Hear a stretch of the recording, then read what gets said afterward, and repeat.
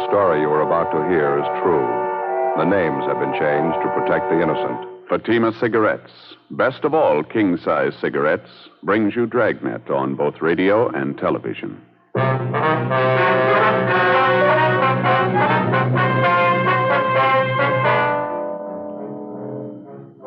You're a detective sergeant. You're assigned to juvenile division. You get a call from one of the bus line terminals in your city. A 7-week-old baby has been abandoned in the depot waiting room. There's no sign of the mother, no lead to her whereabouts. Your job? Find her. Compare Fatima with any other king-size cigarette. Prove Fatima quality yourself. You'll find Fatima's length filters the smoke 85 millimeters for your protection. Fatima's length cools the smoke for your protection. You'll find Fatima's length gives you those extra puffs, 21% longer than standard cigarette size. And in Fatima, you get an extra mild and soothing smoke, plus the added protection of Fatima quality. Definitely the best quality in its class, but the same price as the cigarette you're now smoking. Buy Fatima in the bright, sunny yellow pack. Best of all, king-size cigarettes.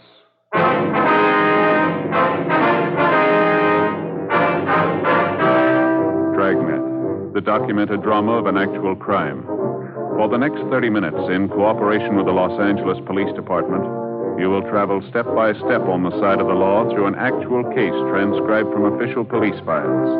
From beginning to end, from crime to punishment, Dragnet is the story of your police force in action.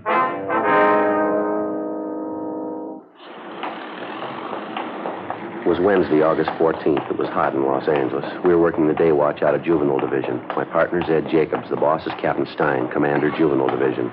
My name's Friday. We were on the way out from the office, and it was 11:05 a.m. when we got to the corner of 6th and Los Angeles streets, the bus depot. Excuse me, ma'am. You Mrs. Lewis? Yes, that's right. Are you the police? Yes, ma'am. This is my partner, Sergeant Jacobs. My name's Friday, Juvenile Division. Well, how do you do? I'm certainly glad you're here. I've been waiting around this depot for hours. I don't know what to do. Baby must be getting pretty heavy, ma'am. Like to sit down over here and tell us about it? All right, thank you. Oh, there, that's all right, honey. You sleep now. Sleepy, bye. Poor little thing, it's just a shame. Yes, ma'am. The report we got didn't go into detail. Some woman left the baby with you, is that right? Yes, as soon as we got off the bus this morning. She said she'd only be gone a few minutes. It's been hours. I don't know what to do. Well, did you know the woman, Mrs. Lewis? Her name's Dorothy Miller. She's from Arizona, Tucson. We got off the bus, and she asked me if I'd hold her baby while she went to get her luggage. She said she'd meet me right there by the information desk. I've been waiting ever since. She hasn't come back. I don't know what to think of it. Well, how well do you know this Dorothy Miller, ma'am? Well, not too well, but she seemed like such a nice girl. Friendly and very sociable. We sat together all the way in.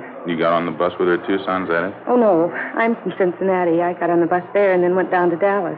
Had a visit with an aunt of mine down there. I see. And I got another bus at Dallas to come out here. Went along the southern route. Very nice. Same bus I came in on this morning. I'm out here to meet my husband, Army man. He's coming in on a transport from overseas. Coming in tomorrow. Mm-hmm. Now, you say this Dorothy Miller boarded the bus at Tucson with the baby. She rode all the way into Los Angeles with you. Yes, right into this depot. She sat in the seat next to mine. We struck up a conversation. Got to be quite good friends. He's such a cute baby. I just can't imagine. Well, how'd the Miller woman seem to you, Miss Lewis? All right? I mean, was there anything odd about her behavior? Anything unusual? No, nothing at all. Seemed to me to be a perfect mother. Took good care of the baby. Wonderful care. That's what's so upsetting. For her to go off like this. Leave her baby with a stranger. It doesn't make any sense. Well, now, you say you talked to this Dorothy Miller quite a bit along the way, ma'am. I beg your pardon? What was that? Maybe if we move out the car, Joe, it'd be a lot easier to talk out there. Yeah, that's a good idea. Ms. Lewis, would you mind coming along with us to our car? It's parked just down the street. Should be a little quieter there, huh? Yes, all right. I have these two valises All right, I'll here. get them, ma'am. Oh, thank you. Be out this way. Excuse me. Sorry. Pardon me. Sorry? Pardon us, please. Help you with one of those, Ed? No, that's okay. Just down the street here, ma'am. Oh, my. Isn't it a beautiful day? What a shame, all this trouble. Yes, ma'am. Can you make it all right, Miss Lewis? Oh, yes, I think so. Want to slip the valises in back? There's plenty of room there. Yeah, okay. Give me a hand. Okay. Now, about this Miller woman, Miss Lewis, I was going to ask you. Yes? Well, did she happen to tell you where she lived in Tucson, if she had any people there, any family? No, I don't recall anything like that. She talked about some of the girlfriends she had there, their babies. She didn't mention any of them by name, though. How about her description, Mrs. Lewis? Anything unusual there? No, I wouldn't say so. Small girl, 5'3" or 4", I'd say. 110 or 15 pounds, dark hair, shoulder length, dark eyes, nice complexion, very pretty eyes. About how old would you say? 20, that's what she told me anyway. She said she had a birthday in May. I remember we talked about that. She was born under the same sign I was, Taurus the Bull. Mm-hmm. And all the talk she had with this Miller girl, she never gave you any reason to think that anything was wrong with her? She didn't seem to be despondent, depressed about anything? Perfectly normal girl, as far as I could tell. I just can't get over it. I can't imagine her doing anything like this. Well, how'd you see him this morning when you got in on the bus? Pretty much the same? Yes, I think so. We got off the bus together. She had her hands full with the baby, so I helped her off with the hand valise she was carrying. Mm-hmm. When we got inside the waiting room, she mentioned that she had to go pick up some luggage from the check stand. She asked me if I'd mind very much holding her baby while she went after him. I said no, not at all.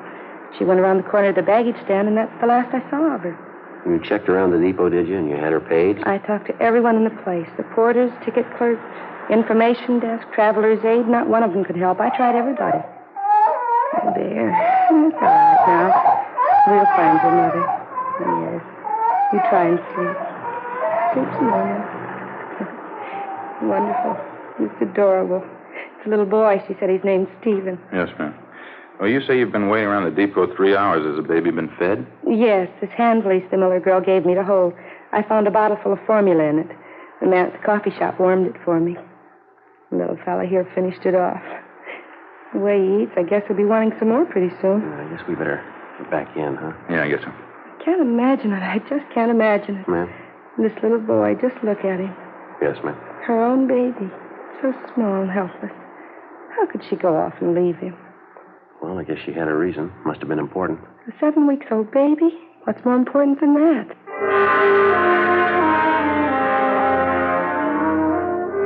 Before we left the bus depot, Ed contacted the clerk at the depot information desk and left our card with him. If anyone came in to make inquiries about the abandoned child, he was to advise them to get in touch with us. 11:48 a.m. The woman who'd been left with the baby, Mrs. Marjorie Lewis, agreed to return to the office with us and give us a complete report on everything she knew about the case. As soon as we got back, we briefed Captain Stein on what happened, and he assigned policewoman Betty Stone to come in and help out with the baby. A cursory examination seemed to indicate there was nothing abnormal about the baby, no apparent deformities. We checked the blanket and the baby's clothing, but we found no identifying marks of any use to us. Policewoman Stone made the baby comfortable for the time being, and then she began to check through the contents of the small valise which the baby's mother had left with Mrs. Lewis. It contained the usual assortment: baby oil, powder, dextrose, a few cans of milk, a couple of blankets, and a supply of diapers. Ed and I continued to interview Mrs. Lewis. Is this the Miller woman's first baby, do you know, or did she happen to mention it? Yes, it's her first. That's what she told me, anyway. Did you talk about the baby's health at all? Was there any trouble there, would you know? Well, she did say she had some trouble with the formula at first. It didn't seem to suit the baby. It wasn't anything serious, though. As a matter of fact, that does worry me a little bit, Sergeant. What's that? The baby's formula. Mrs. Miller did say it had to be fixed a special way. Some special medicine she put in it, too. Are you sure the baby's going to get good care? Yes, ma'am. There's no need to worry. He'll be moved to General Hospital. I'll look after him. But the special formula, the medicine she was giving him, will they know about that? Will they know how to feed him? Well, they've handled cases like this before, Ms. Lewis. They're pretty competent people. They'll know what to do. Well, I surely hope so. I don't know why I'm so concerned. I guess it's just that the little fellow's so small, all alone, so helpless. Terrible shame. Yes, ma'am. About this special formula the baby has to have, what's the reason for that? Would you know? The baby been sick recently? No, I don't think so. Mrs. Miller did say he was a little sickly when he was born, spent a little time in an incubator. I don't believe it was critical, though. At least I didn't gather that. Well, thank you very much, Ms. Lewis. Appreciate your cooperation, everything you've done on this. Not at all, Sergeant. I only wish I could be more help. You mind telling us where you'll be stopping in town, ma'am? Possible we might have to contact you again. Well, I don't have any reservations. I was thinking of staying at a hotel close to downtown. There's a big convention in town. Most of the places are pretty crowded. We'd be glad to help you find a hotel space if you like. Oh, well, that's certainly very nice of you. Not at all. Sergeant Friday, could I see you a minute, please? Yes, all right. Would you excuse me, please? Surely. Yeah, Betty. For a policewoman, I'm not bad at checking diapers. How do you mean? Over here. The valise the mother left with Mrs. Lewis. Mm-hmm. Did you come up with anything? Didn't think so at first. Went over the valise, everything inside, nothing. And I started putting the things back in the bag. Found this in that stack of diapers there. Mm-hmm. Paid receipt for a hospital bill. Maternity ward. Santa Maria Hospital, Tucson. There's the patient's name right there at the top.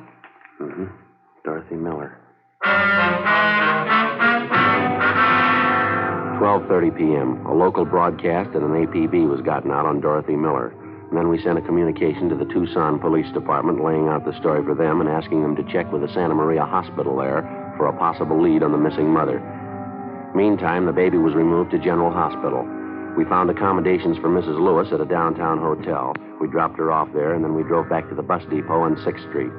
We tried to locate the driver of the bus on which the Miller woman and her baby had arrived that morning. We were told he was off duty and that he wouldn't report back until 8 o'clock the following morning. We left our card along with a message for the driver, asking him to contact us as soon as he returned. For the rest of the afternoon, Ed and I, along with the 2 other men from Juvenile Division, checked with all the bus depot personnel, but we were unable to turn up any kind of a lead. After that, we started making the rounds of the hotels, bars, restaurants, and taxicab stands in the neighborhood. The same results, nothing. 7:55 a.m. the following morning, I reported back in for work.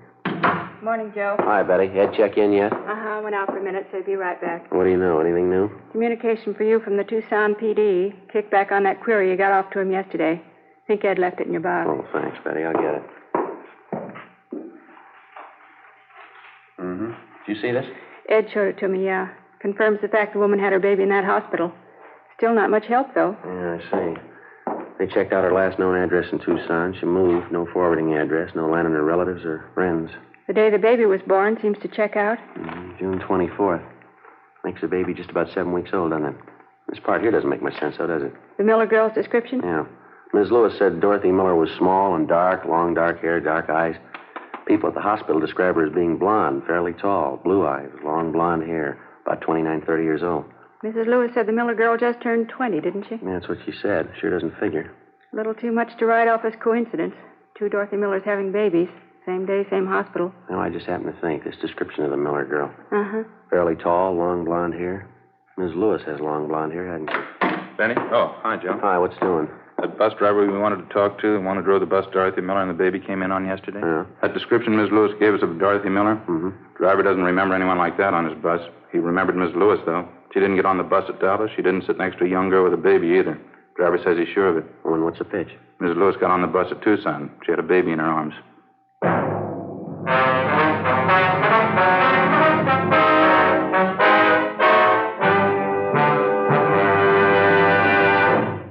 You are listening to Dragnet, authentic stories of your police force in action. Fatima, America's first, largest selling blended cigarette. Now king size. The only king size cigarette that makes you this money-back guarantee. Buy a pack of Fatimas. Enjoy Fatima quality, extra mildness, and superbly blended tobaccos. If you're not convinced Fatima is better than the king size cigarette you're now smoking, just return the pack and the unsmoked Fatimas by August 1st, 1952, for your money back plus postage. Fatima, Box 37, New York 1. Buy Fatima. Compare them with any other king-size cigarette. 1. Fatima's length filters the smoke 85 millimeters for your protection. 2. Fatima's length cools the smoke for your protection. 3. Fatima's length gives you those extra puffs, 21% longer than standard cigarette size. And you get an extra mild and soothing smoke, plus the added protection of Fatima quality. Remember, more smokers now insist on Fatima quality than ever before. Buy Fatima.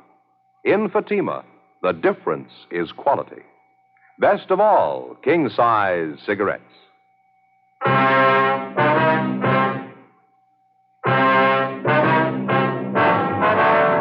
8:35 a.m. Ed Jacobs and I went into the adjoining room where we continued to interview the bus driver, the same man who'd been driving the bus on which Mrs. Lewis and the abandoned baby and his mother supposedly had arrived in Los Angeles the day before. The more we talked to the driver, the more he convinced us that the story we'd gotten from Mrs. Marjorie Lewis was a long way from the truth. He repeated that he was absolutely sure that Mrs. Lewis did not get on the bus at Dallas, that she boarded the bus at Tucson, and that at the time she got on, she was holding a baby in her arms. He was just as positive that Mrs. Lewis held the baby in her arms all the way to Los Angeles, and that she did not sit next to a young, dark-haired girl, but an elderly woman. He also told us that none of his passengers on that particular trip fitted the description of Dorothy Miller as given us by Mrs. Lewis.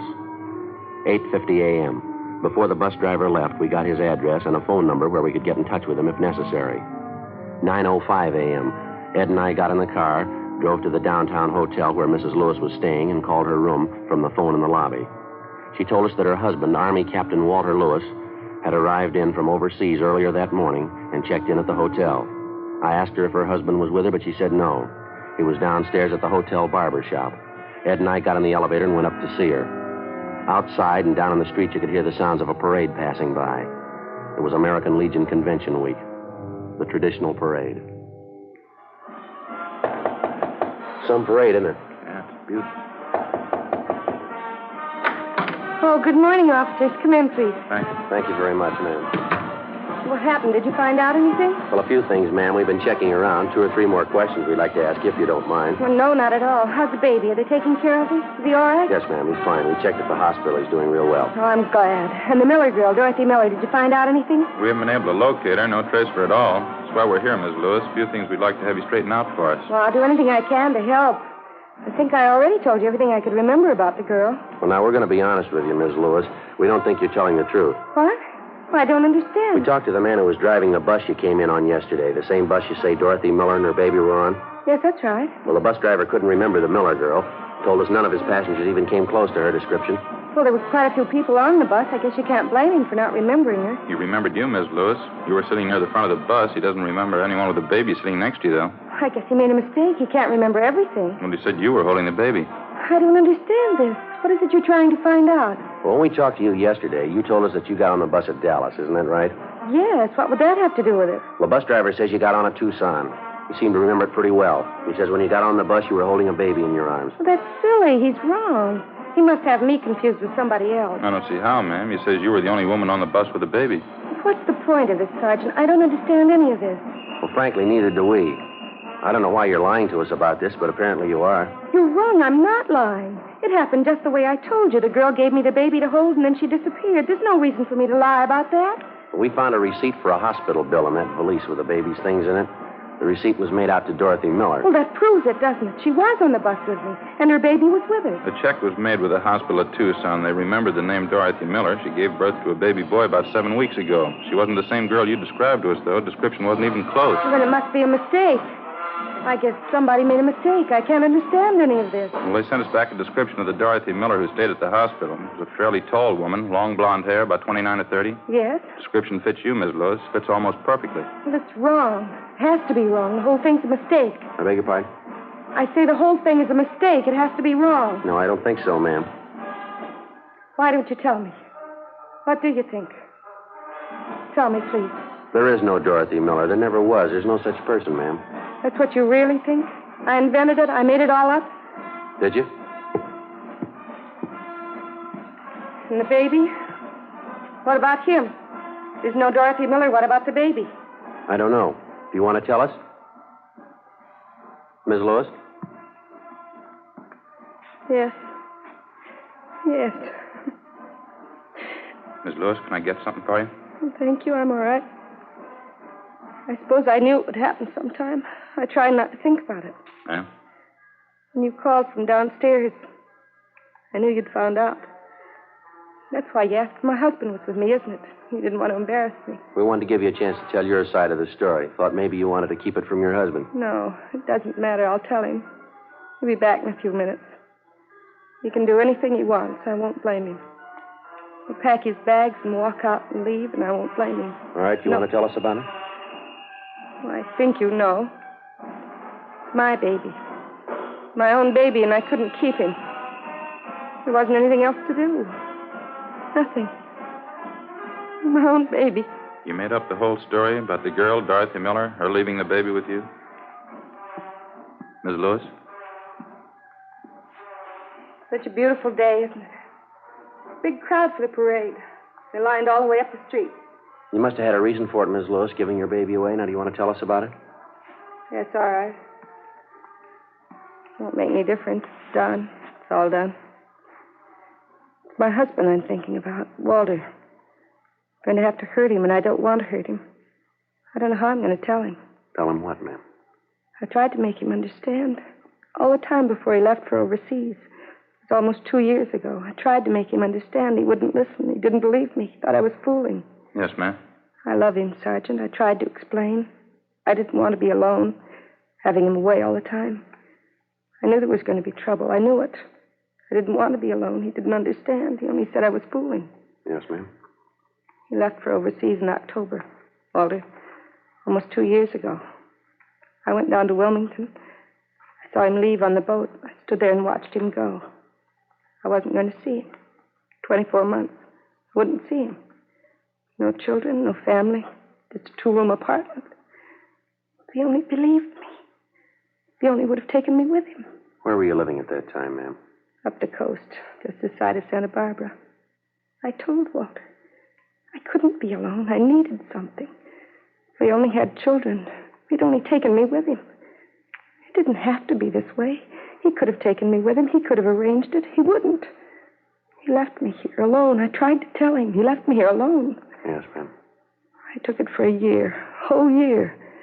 2-room apartment, being alone. I wrote to Walter twice a week. He wrote to me. It didn't do any good. He didn't want me with him. A whole year. And it got too much. You mean you could have joined him overseas? I don't know why. Kept writing to him. He kept putting me off a whole year. It got too much. 2-room apartment, alone. You can't spend your life that way. I started going out, having dates. I had to get out.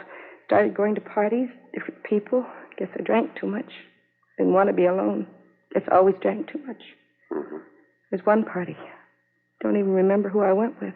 Guess it was drinking. I don't know. When I left, I don't even remember who I was with. It didn't have to be this way. It didn't have to happen like this. Are you all right, Ms. Lewis? There's something we can get you? No, I'm all right. I didn't know what to do when I found out. I saw the doctor. He didn't understand either. I mean, the way I felt. He said the baby would be born in June. I cried. He didn't understand. Yes, ma'am. When the time came, I went to Tucson, Arizona. Had my baby. At least I wasn't alone. I used a different name at the hospital. Dorothy Miller.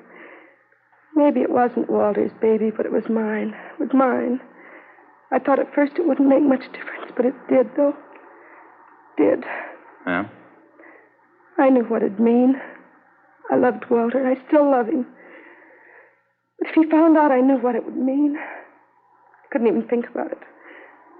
I love Walter. I couldn't even think about telling him.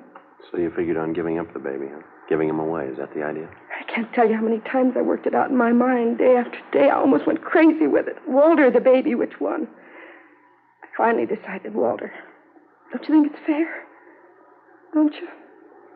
Well, I wouldn't know, ma'am. It's your decision. It's up to you. I don't know how to tell him. Won't you help me, please? Help me tell Walter. All right, if you like. It's such a terrible thing.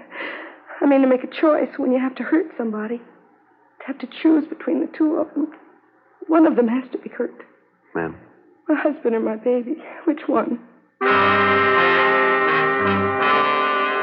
10:38 a.m. At Mrs. Lewis' request, Ed and I stayed on at the hotel room until her husband, Army Captain Walter Lewis, returned. He was a tall, dark-haired man in his late 30s, dark eyes, tan complexion. Mrs. Lewis was waiting in the adjoining room. It wasn't easy, but as best we could, Ed and I briefed the husband on what had happened. His first reaction was fairly normal. He took it pretty hard. We kept on talking to him. After a while, he calmed down. We laid out the whole story for him again. She turned the baby over to the police, is that it? She gave the baby up? Yes, sir. She figured it was the only thing she could do. Kind of hard to believe, isn't it? What's the answer? What am I supposed to do? Well, sir, I know it's none of our business, Captain. I think you might try looking at it from your wife's point of view, maybe. What do you mean? Well, it's pretty obvious. She's still in love with you. I think she's shown you that. Yeah? Well, she was in a jam. It was a big choice for her to make. She knew she was wrong. She made a mistake. She was ready to pay for it. It was either you or the baby. She knew that. She decided to give up the baby. Baby's all right now? Somebody's taking care of her? Yes, sir. Baby boy. Where's Marge now, my wife? In the next room. I want to see her. Well, maybe you should wait just a little No, longer. it's all right. Just want to tell her something. Aren't you?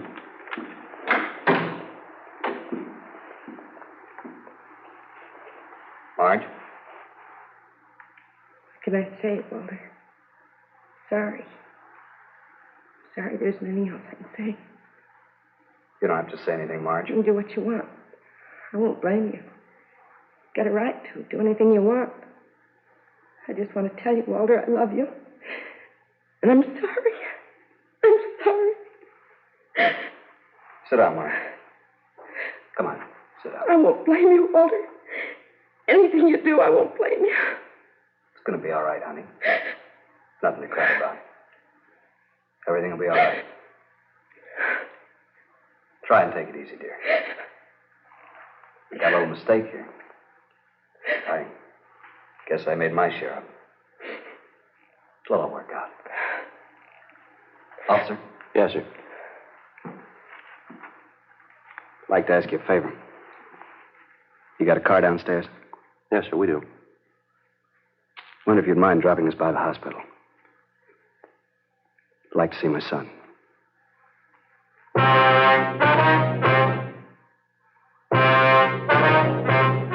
The story you have just heard was true. The names were changed to protect the innocent. On Thursday, August 15th, a meeting was held in the District Attorney's Office, City and County of Los Angeles, State of California. In a moment, the results of that meeting. And now here is our star, Jack Webb. Thank you, George Fenneman.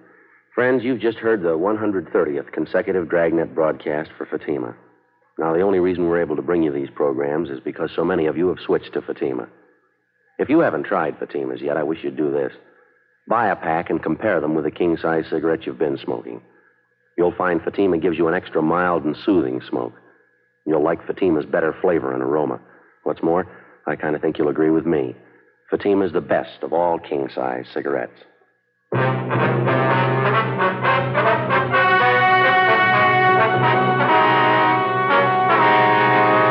At the meeting in the District Attorney's Office, it was decided that in the interests of justice, no criminal complaint be filed against Mrs. Marjorie Lewis.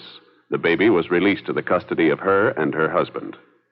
Ladies and gentlemen, Betty Mills, Western representative of Radio and Television Mirror magazine.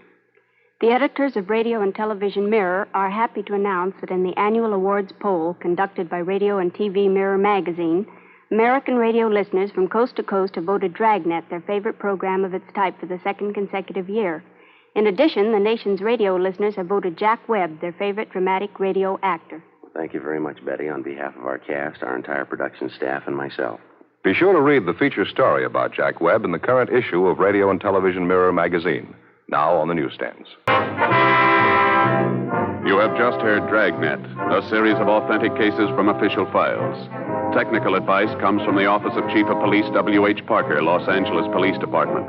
Technical advisors Captain Jack Donahoe, Sergeant Marty Wynn, Sergeant Vance Brasher. Heard tonight were Barney Phillips, Virginia Craig, Harry Bartell, Helen Cleve. Script by Jim Moser. Music by Walter Schumann. Hal Gibney speaking.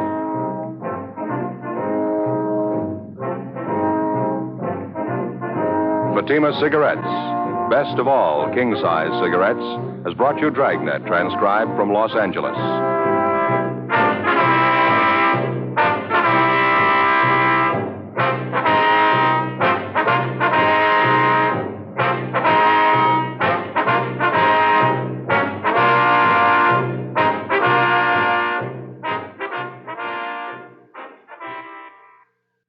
Next, it's Mr. Keene, Tracer of Lost Persons, on NBC.